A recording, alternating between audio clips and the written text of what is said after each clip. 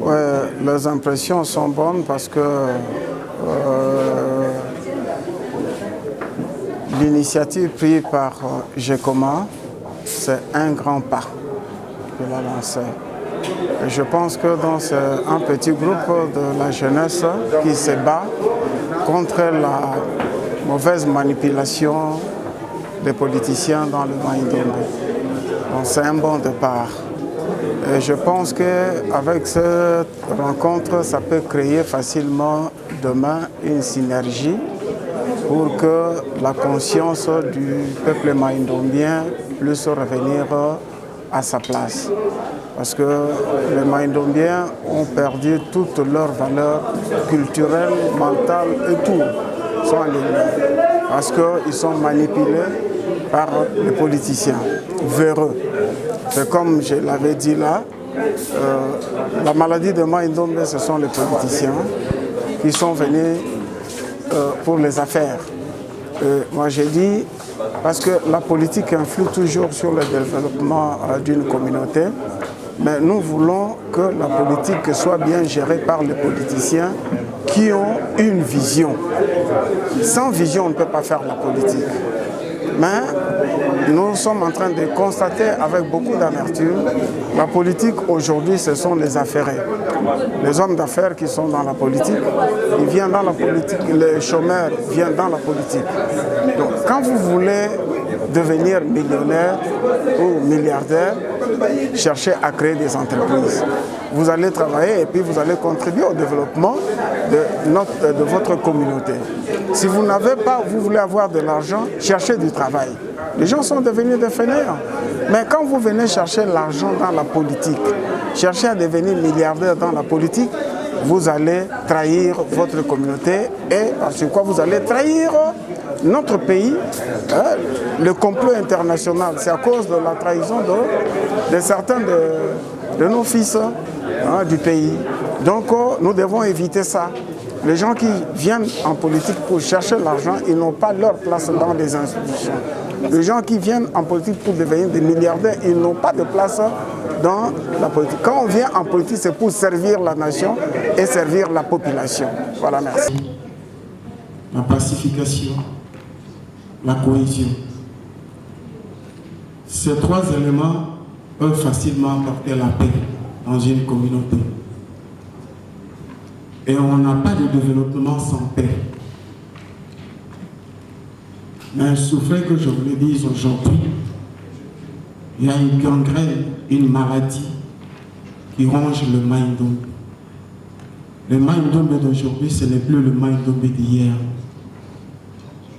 Le Maïndombe d'hier, quand on avait des gens tels que Abenzeke, prophète de discipline, il y avait la discipline dans le Maïndombe. Les politiciens, on en avait. Mais comment ils se comportaient? Ils étaient près de la population. Mais aujourd'hui, ce que nous sommes en train de constater, les acteurs politiques ont instrumentalisé la jeunesse et ils ont tué la province.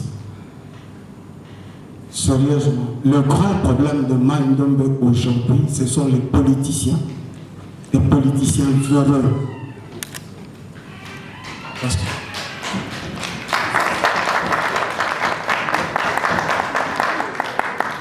moi, je me souviens, encore à l'époque, les boucs, les titres, ils avaient des ambitions, mais ils étaient commerçants. Mais voilà comment ils composaient avec la population, le malheur de la population. Ils voulaient à tout prix que la jeunesse puisse marcher. Et vous allez voir, à la fin de l'année scolaire, les bateaux Komadrona, Kinshasa, ça monte jusqu'à Kout, Inongo soit Oche,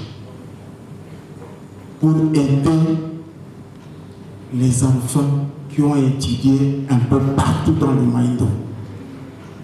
Il suffit seulement d'avoir votre carte d'étudiant ou carte d'élève, vous avez accès au bateau. N'était-il pas de politicien? Vous avez le patriarche Singange qui faisait autant avec son bateau Mombembe.